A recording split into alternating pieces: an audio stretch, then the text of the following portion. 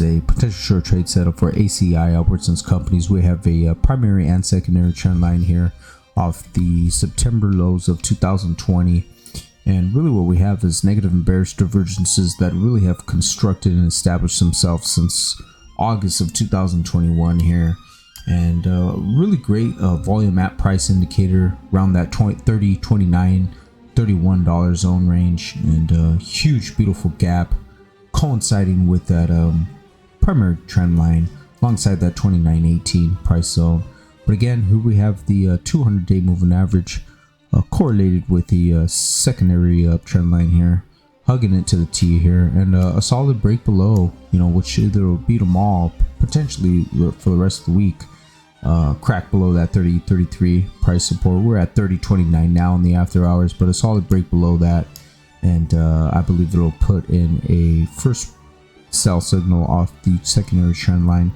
And really what I see here also is a that shoulder, head, shoulder, top here, and a crack below that 29.18 price support alongside that primary uptrend line would put in an even bigger sell signal in my opinion, and would head down to some of these other targets here at 27.91 and 25.91, which will be the top of the gap. And that's just the top of the gap here, going back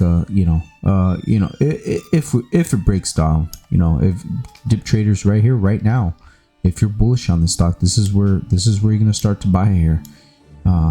Is it aggressive? Yes, mate. You want to see a recovery of the secondary trend line alongside that 200-day and a puncture above that 200-day moving average for a buy signal. And again, aggressively would be time to step in here, would be a pretty aggressive shot, especially with the MACD and oscillators already punctured below the zero lines there. And again, these are your key levels to watch. Anything's possible. We could have a recovery of this secondary trend line and come and have a backfill the gap, or we start to break down here. And if we start to break down here again, the real action will be a break below that 29.18 price support.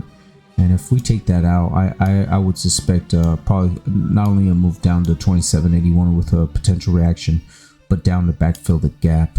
And the real war zone will start right there at that 25.91 price support. And if we even remotely get close there, then I'll start to issue some more targets, because it'll be a huge air pocket if we get there. Huge air pocket in between, and again, could result in some pretty steep drops here, maybe another 20% or so. But take it patient for now. And again, here are your key levels to watch. And if there's anything that develops significantly, I'll keep you updated.